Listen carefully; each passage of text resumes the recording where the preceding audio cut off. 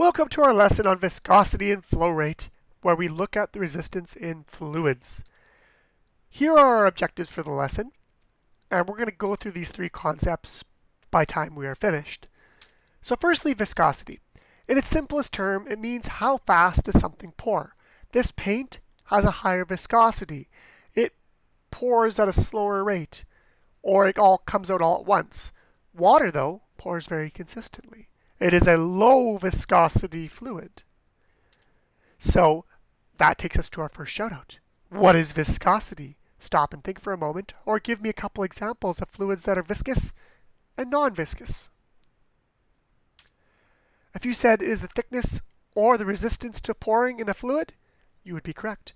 If you talked about honey being a high viscous fluid, you'd be correct. If you talked about water being a low viscous fluid, you'd also be correct.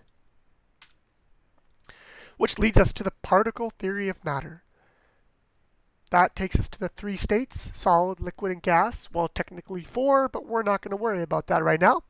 And as we add energy or heat to one of these states, it changes. And this is important because it talks about particles and their bonds. Particles make up all matter. They're all held together by little invisible bonds.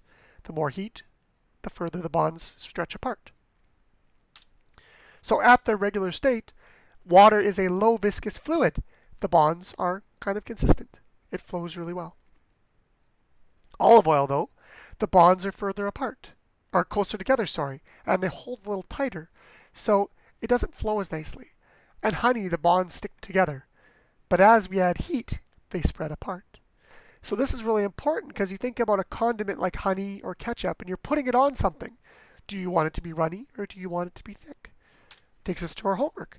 Why is viscosity important when you're choosing a brand of ketchup? How viscous do you want your ketchup to be and why? And that concludes our lesson.